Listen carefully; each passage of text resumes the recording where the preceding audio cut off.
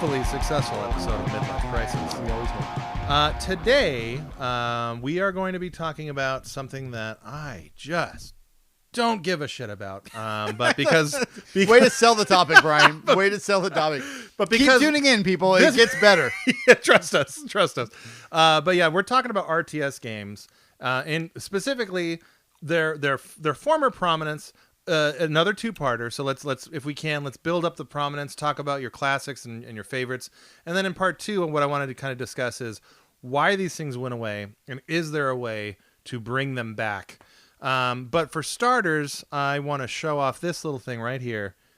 That's a yin yang, and it says RTS. The yin yang represents Uncle Bob here and myself. Mm-hmm. You love these things. I'm yin, and I hate these things. You're yang, which makes me yang. So for me, I can probably knock this out in maybe 5 minutes. But so I hate this genre of games for a couple reasons. Good talk. So now, I don't have anything against strategy games. In fact, I love strategy RPGs, / tactical RPGs. So Final Fantasy Tactics, Tactics Ogre, Fire Emblem. Oh my God, all day long, Fire Emblem. Advance Wars just came out a couple months ago on the Switch. Loved that game, although I did not finish it because Zelda came out and just immediately made me jump right off that thing. So and I'm a huge fighting game player too, which is like you have to think strategically when you play a lot of fighting games. Quickly. Yeah, so it's a marriage of the two. And here's some irony for you, Chief. So like I know high level RTS play, it requires kind of that fighting game brain where you have to use strategy and do it quickly. For whatever reason, that type of stress and that level of stress that goes along in those games, like I just can't stand it. Which is funny because like I love horror movies, I love horror games, all that stuff. So that to me is like the type of stress, like resource management in a Resident Evil game. The obvious scares, what have you, in horror games, like that kind of stress I enjoy. That to me is a fun stress.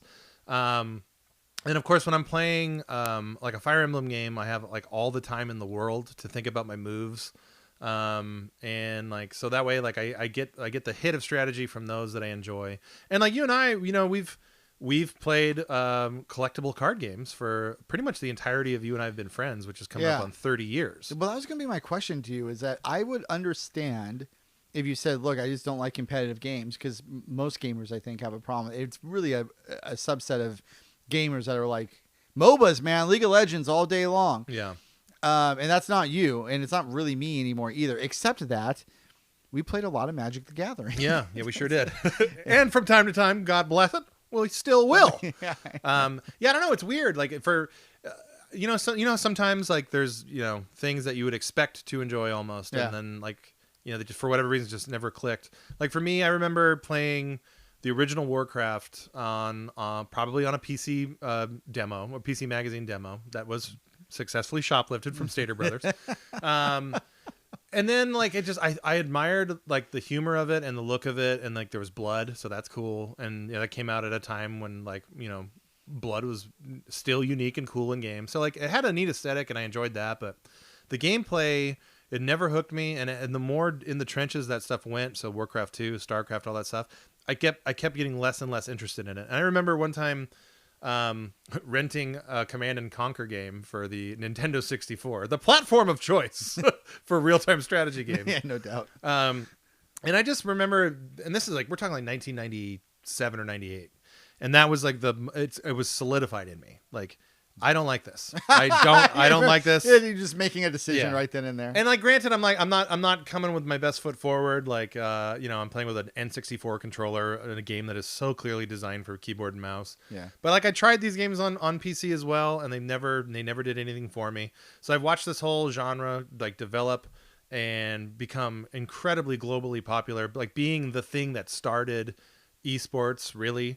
And it just, every step of the way, I was just on the outside every single time. I will say though, and maybe we talk a little bit more about this in the end of part 2, because it's a common ground.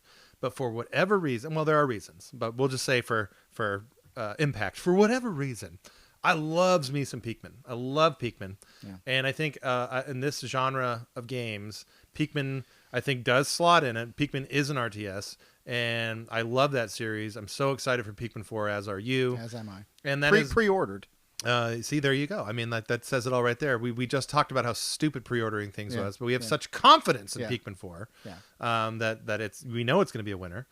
Even if Pikmin 4 isn't as good as the other Pikmins, it's still going to be better than all of these games that you're going to talk about, in my opinion. But that's where you and I find common ground on this, and we'll gush about the series later on. But yeah, for me, it's a pass, dog. RTS is just a big old pass, and I think it really does boil down to the type of stress that these games are cooked in. Like it's a part of the games, and that type of stress, it just turns me right off. So with all that being said, go ahead and continue the next close to an hour gushing about why you love this genre of games so much. All right, so RTS games as a whole attracted me for the most obvious reason is the reason you're not attracted to it, which is the stress, the pressure. Really, it's just the competition. It's beating somebody else at something and out thinking them. And it was also the first genre of game where you might mildly disagree with this, but in a game like Street Fighter 2, I'm not saying that there's not a strategic element to it. That's a competitive game, but a lot of it is just reaction time, and it's not strategy, like high level strategy. Well, okay, there's going to be a lot of bird walking here, but so I would levy the exact same everything you just said about Street Fighter. I would say about StarCraft competitive play, where all StarCraft is boiled down to now is like everyone is so good at that game, StarCraft or StarCraft 2, that the only thing that matters is how quickly you can execute. Like it now is a game of physical movement, just like high level Street Fighter play. Well, it's the same thing. So that I don't think it's the same thing. I do acknowledge the criticism, though. It's one of the reasons I've recently turned against strategy games. And actually, although I'm the pro strategy game guy, pro RTS guy, I have some fairly heavy criticisms to level against them, which will be coming later in the episode. But at least the initial attraction was like, look, you can build things. Building is fun. Watching your little town or hub get created is fun. You can choose different units. So now this is going to sound so basic to the viewers, but it's like back in 1995 when I'm playing Warcraft 2, it's like, oh, and so the archers are better against this type of a unit, but then the melee are better than the archers. Right. And even something as simple as that, rock, paper, scissors kind of differences between the units. Like that was really new and interesting and fun at the time. Yeah.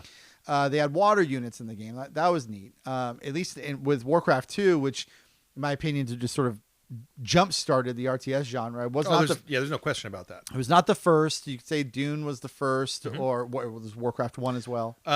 Do you know what Herzog Zwei is? No. Okay, so Herzog Zwei is a Sega Genesis game that was released in 1989. It was developed by Technosoft, who, if you are into old games like I am, you know exactly who they are. They made the Thunder Force series of shooters.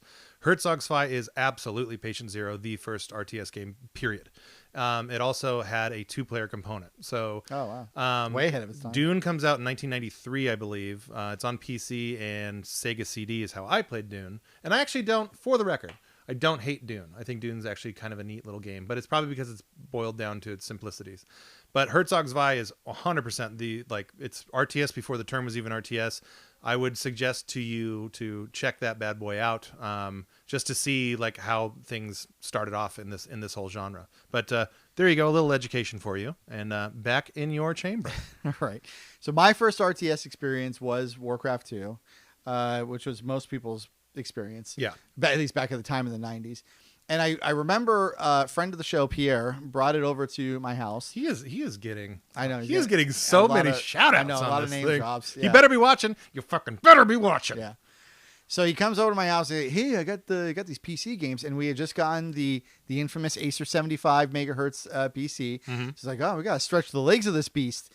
So we install Warcraft 2, and ostensibly he was just supposed to show me the game, like this is what this is capable of. And then he just sat there for like 2.5 hours and played Warcraft 2. Well, I watched him do it, and I was like, "Hey, man, can I play now? The game looks pretty fun." This sounds like Pierre. But continue. And he just my mom is coming home and like cooking dinner around him. He's just sitting there playing Warcraft 2. So then he finally leaves, and then at some point I got Warcraft 2. I got a hold of the CD to borrow from somebody, and I went to Best Buy, got some blank CDs. This was such an event, and this was probably 1995 or 96 when I'm doing this. It's like right after I got my driver's license. First priority, get some video games. Right. Go to Best Buy. Did not buy the video games. I bought a set of 5 blank CDs. $30 for 5 blank CDs in 1995, $96. At least they came out with their own jewel cases, though. They did, and they were gold, so it felt extra cool. Yeah. Like, ooh, gold blank CDs. So you know that those, so the gold acetate CDRs and then the original blue CDRs, those bad boys still hold up today. Like that they're really, really good. The CDRs that everyone bought, like that were like 10 cents a piece. Yeah. They will last you maybe 2 years tops. Like it's trash. So you did good spending $6 a piece on these bad boys. I wish I still knew where it was now, but all right. So I had somebody, and that was the very first game I had somebody make me a copy of, Warcraft 2, installed it, played it. The sound was great. There's actual like voice audio. Somebody had a British accent. That was cool. It will be. Yeah. Sounded very like very medieval, right? Very high fantasy. Things that you'd have to be a fool not to like really be into. Yeah.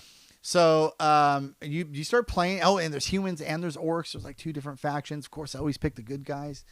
And well, you're an altruistic hero. Obviously. Absolutely. Okay, and then you play through the game, and then there's this expansion. The expansion's the Dark Portal. That's really awesome. So it was just like an immediate hook right away. But the hook wasn't necessarily the competition. The hook is you're building stuff, you're expanding, you're exploring the map. Like that was really interesting and fun. It was just, it had like 4 or 5 different things going for it that appealed to the sort of the strategic part of my brain. Mm-hmm. Okay, so I become a huge fan of this genre immediately. Then StarCraft comes out, and then I was like, wow. Okay, so StarCraft comes out. It's a few years later. It's 1998. Yeah. But StarCraft was obviously a really, really big deal. StarCraft pretty much invents esports. Yes. And also, I think so. I'll chime in here to say that what my memory of what StarCraft really brought to the party has nothing to do with gameplay or anything like that.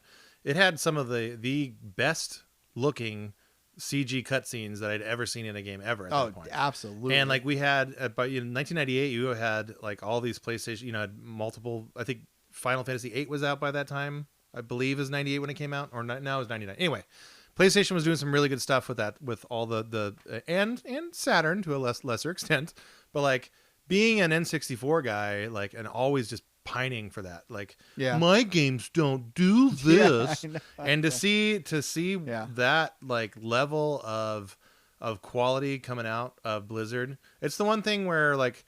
Historically, like I have to give credit, and you know me, and I've said on the show, I'm not the world's biggest Blizzard fan at all.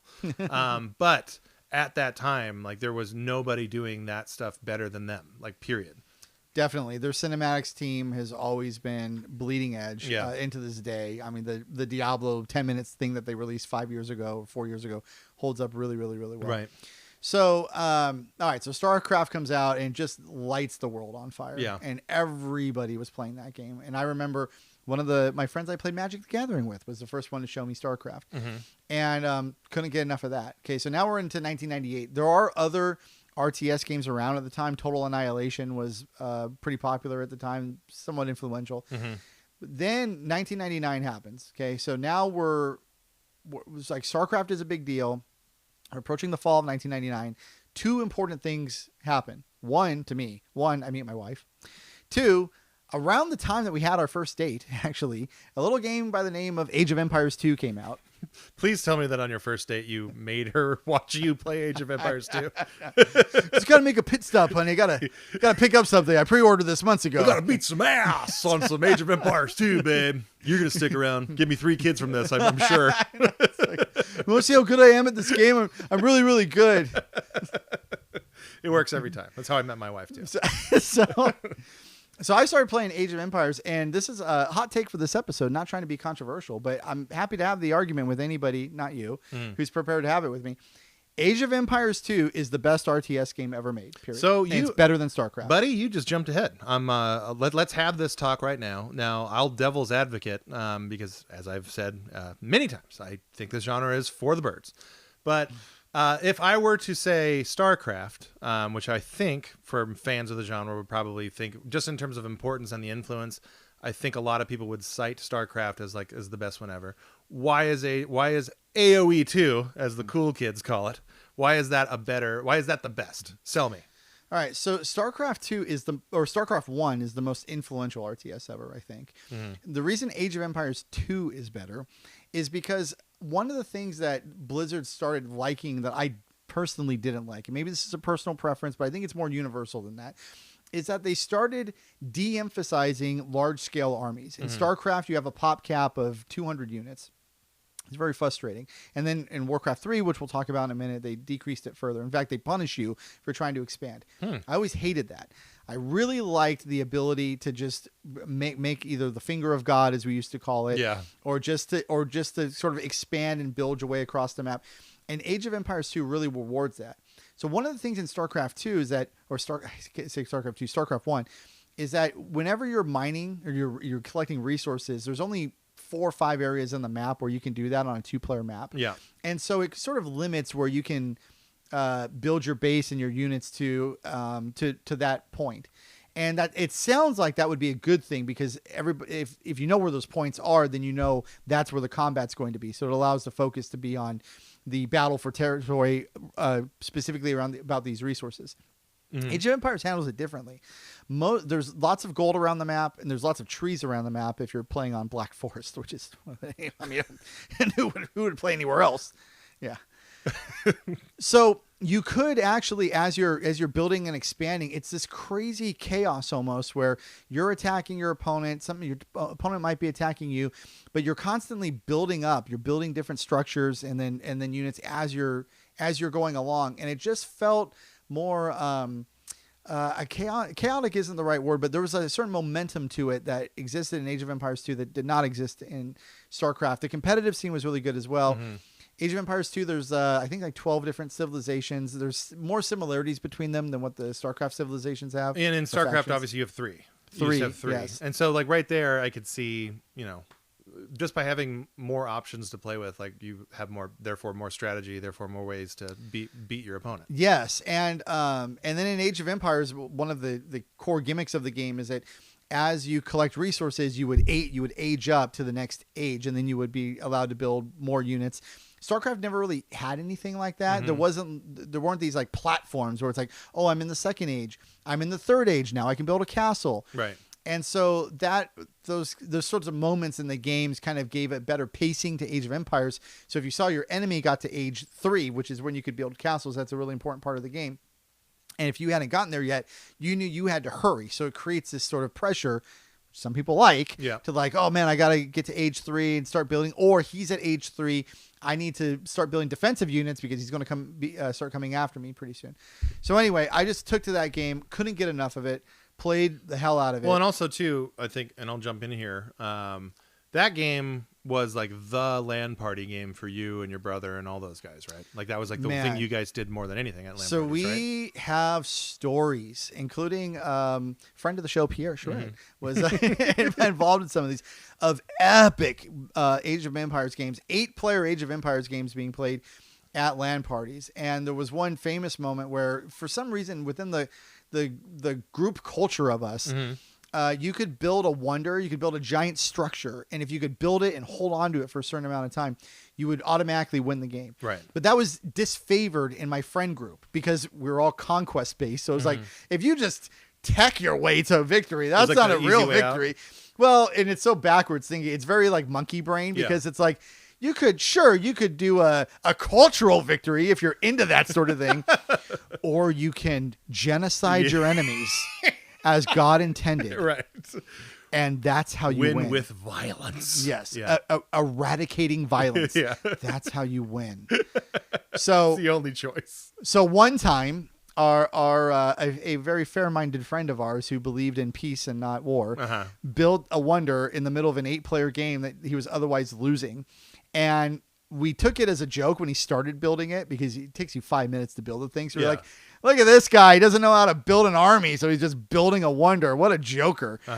But his other teammates kind of protected him while he was building it. And then once it got built, you got to hold it for about 5 minutes. And then we're like, oh, hey, guys, remember that wonder? That's actually up now. We should probably go kill it now. Yeah. Then we did. Then they defended it. And then we got it about 2/3 of the way down, but not down. And then they won the game. I think I know where this is headed. From the wonder victory.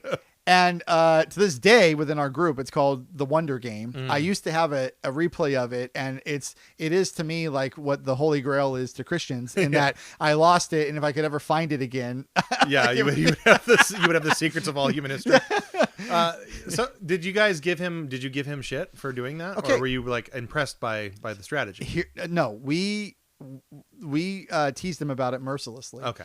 That's how I thought that would go. However, at the time though, it was controversial. It was like if you're like in the NBA finals and then you win because of a bad call from the refs. It's like you have to acknowledge the victory. They won. Like nobody's saying they didn't win, but nobody really liked, at least on my side, how they won. Yeah. And the other team, being the villains that they are and caring about things like culture and technology and human development. They're like, for the birds. Hey, a win's a win, guys. Yeah. We won. Eat shit. And so all these years later, anyway, it's sort of known. And then we went to run it back. And we're like, okay, guys, round 2, let's do this. You guys are watching tape, like a bunch of coaches? Run it back, meaning you're doing another round. Well, after watching the tape. After watching the tape, yeah. Okay. And then the power went out in his house. So conveniently, right? So we were not able to actually. So in Street Fighter language, like this sounds like you won with a throw, and if you do that in Street Fighter, to me, a win is a win is a win. Yeah. And if you let me throw you, you're the dummy. But like that's kind of how that was. If you won with even at any time in a fight, like if you throw once. And then you end up winning that fight. Well, it's because you threw, because you're a coward, and that was that. But I am a celebrated, proud coward, and I like my wins when I get them. All right, I've calmed down in recent years, and now a win is a win. Yeah, they won, we lost. Still rubs me a little raw, a little bit. The memory of it. It's been literally about 20 years, 22 years. But I'm still a little annoyed by it. But it's okay, Mass. You got that one. You got it. That one. Yeah, that one. So anyway, that was LAN party staple, all time favorite LAN party moment ever for me. Actually, was those Age of Empires 2 games, and they were so epic. You had 8 people. We're all sitting in a room. We lugged our computers into the room to tie them all together. Yeah, and these can obviously, if you're a little young and you weren't there for this, like lugging around a computer back then meant you're lugging around a huge case, a huge CRT monitor, or more, a big giant 10-pound mechanical keyboard. Like there's a bunch of stuff involved in this that today is just completely lost and taken for granted. Yeah, today people take their iPads. Yeah, exactly. No, I had a full-size tower with multiple disk drives and CD. I had 3 CD-ROM drives. Why did you? Okay, I will explain. You're gonna tell me, please explain. Well, you have first of all, you have to have 2 CD-ROM drives. One's a rewrite drive, and then one's a DVD drive. Right? You got to read DVDs, and then you got to be able to burn your CDs. I mean, how else are you gonna watch The Matrix 1 on your computer? That's what I was doing. And then it's like, well, why do you need anything else? And if you've got a CD burner drive, which is also a CD-ROM drive, and you've got a DVD drive, why do you need another drive? Which is also a CD-ROM drive. Because at the time, they made a 72X CD-ROM drive that was so blazing fast that you would buy that as your third drive just for the express purpose of reading content off CDs faster than your other 2 drive options actually would. But yet you never remove either of those other drives in favor of this one. No, you would have all 3 in your tower at the same time. It's a triple threat. Plus your zip drive. Gotta have that. I have zip disks right behind me. I'm just saying. Don't threaten me. I'll get them out. I will. Plus, you'd have your 3.5-inch floppy drive.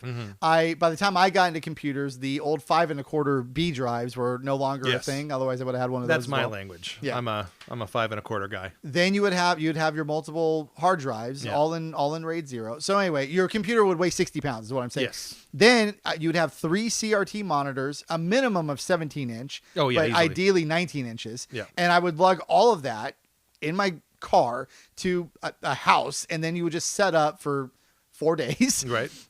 And just set up shop and just drink Mountain Dew and eat Slim Jims. I was going to say, not and then, sleep. and then you'd put your Mountain Dew bottles up around your computer or Dr. Pepper, whatever you choose. Right. And then you would just go to town and then you would stop sleeping. We are invariably going to do a LAN party episode because there's with you guys you have so many stories and pictures and there's provenance. So for me, and I'll keep this quick and save it for that aforementioned episode, I visited a LAN party one time. I went to one of your guys as well. Actually, no, I went twice. I went to one in your garage and then one at another friend's house. And both times I just kind of sat there and observed because you guys are playing garbage that I don't like. Yeah. And probably even if I did like it, I wouldn't be good. Dude, we play combat simulator. We all had joysticks and we would be doing combat simulators. That's pretty sweet. Like you felt like World War II dogfights. I mean, for me, going. Like at that time I still had a 386. I think my parents could have brought that when they just play windowed Wolfenstein 3D. When that computer died, it was replaced with a 486 DX2. So not even a Pentium computer. It could run Windows 95 and Doom quite well, thank you. But none of these games, like I've just never been a modern cutting edge PC guy, and like I do honestly feel like could I turn back the time, I do regret that. Like I wish I would have made more of an effort to try to like hang out and do these things because FPS games weren't really your bag, and then RTS weren't really your bag. I would say FPS like more so than RTS for sure, but back then especially like that's it wasn't until like I got GoldenEye when I would like be like what, this is a really cool genre of games, and it was on a console, so like I have one of those, and we played a shit ton of GoldenEye like anyone else did, definitely. But like there's definitely something to be said about playing on a split screen versus what you guys did, having like separate systems. Like it's the way to go, obviously. And we, once you did it once, I was hooked. And then we were all PC enthusiasts at the time. So you're not just LANing, but you're also like overclocking your computers, and everybody would sit around while one guy tried to overclock and see how high he could get the overclocks. We had Dremels. We were modding our computers at some of these LAN parties and putting windows in them and things like that. I remember your brother telling me, sorry to cut you off. I remember your brother telling me about this dude who showed up with a literal tub of like transistor goop, and like the parts of a computer were literally just thrown in this like gel. And there was like wires and stuff coming out of a tube or coming out of this tub full of goop, and then there was like a fully functioning computer. That was not one of our LAN parties. Oh, okay. Maybe he just heard about it or something. He'll let us know. Yeah, he'll let us know when he watches this. Then there was also significant file sharing going on. You're all on the same network, and this was like in the early days, so not everybody had broadband yet. So it's like if somebody had some videos that you wanted, you'd be able to share those. What kind of videos? Just what kind? The Matrix. Oh, the Matrix one. Yeah, you just copy the Matrix 67 times. Well, and also too, like you guys are right on the cusp of Napster. Like MP3 players were a thing, so I'm sure you guys were sharing music and doing all that kind of stuff. So Napster launched and really picked up steam in the summer of 2001, I think. Yeah. And yes, we. Like once that happened, and then there's a lot of music sharing going on too. So anyway, it was a community, Brian, community of like-minded people that all came together for a very, very specific moment in time, and it was wonderful. And RTS games were a part of it. It was great. So as we wind down part one, I do want to talk a little bit more about some of the RTSs from this. We'll call it the pre-era. Yes. That are near and dear to your heart. And then when we come back on part two, I want to get into the nitty-gritty of two things: why RTSs are dead. What's going to take to bring them back, and then I want to talk more. I want to gush more about how good Pikmin is. So take it away. What are some other like defining RTS games that you think are worth checking out today? I will mention 3 from that era, and all of which were around 2000. I'm going to say between 2000 and 2004 is when RTS games peaked. It was post StarCraft, but then it was before StarCraft 2. Yeah. And one was called Empire Earth. That was made by Rick Goodman, who is a former founder of the studio that made Age of Empires 2. Not to be confused with Battlefield Earth, which is Scientologist propaganda. You can play Empire Earth. Don't watch Battlefield Earth. The game was okay. The shtick of the game was it would cover 500,000 years of human history. And what was so silly about it was that literally the first 495,000 years of the game were the very first thing that you would do in a game. So it lasted like 2 minutes, and you would be like a caveman, and you'd like get some stones or whatever. And it was very similar to Age of Empires 2 in that you were trying to progress your civilization, Right. But the marketing was all off. It's like 500,000 years, but 495,000 of them are the first 100 seconds or whatever of the game, and then you get to roughly 5,000. And then years ago. lasers. Yeah. Right. So anyway. One time when I was supposed to be in college, my friend and I played a game of that lasted 12 hours. We started at like Jesus. 9 o'clock in the morning, and we played until 9 p.m. that night. One game against the AI of all things. Oh, to be 19 again. Yeah. And just spent the entire day, didn't eat, just playing. So this game. was a straight stream? Like you didn't like, there was no breaks? Or There were no breaks. Man alive. 12 hours. Yeah. Circuit 2. I'm playing that game, Empire Earth. So that's how much I like OTS games. That's clear. It's There's crystal clear even. another really good game that came out at the time was called Rise of Nations. Mm-hmm. Oh, yeah. I remember that one. I remember seeing T-shirts of that one. Which we got at E3 as That's part right. of the swag, and it was one of my favorite T-shirts, that swag T-shirts that I got. Great game, made by a good developer. That game was successful enough to spawn a sequel. Nobody really played the sequel. The developer died. Oh, actually, fun fact story. The developer was eventually acquired by Kurt Schilling's 38 Studios. Oh, that's a good one. And then they got caught up in the bankruptcy thing of 38 Did they work Studios. on the Yes, big they game? did. Yes, they did. There you go. Kingdoms of Amalur. Yeah, that's the one. Reckoning. The one that they actually shipped.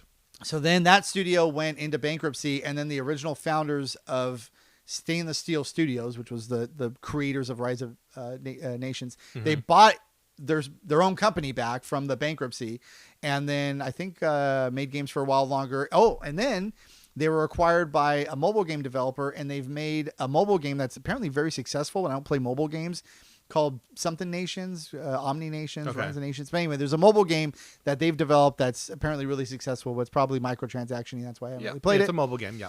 So anyway, those two, and then the Total War games, obviously. Oh yeah. Those Total War games were a really big deal at the time because they actually gave you the large armies. And at a time when Blizzard was like trying to scale everything down, I want to talk about Warcraft 3 next, they were blowing things up. And it's like, oh, you can have hundreds of units on the field at once. And it's this really epic scale. Yeah. So all of those were competing against each other at the same time.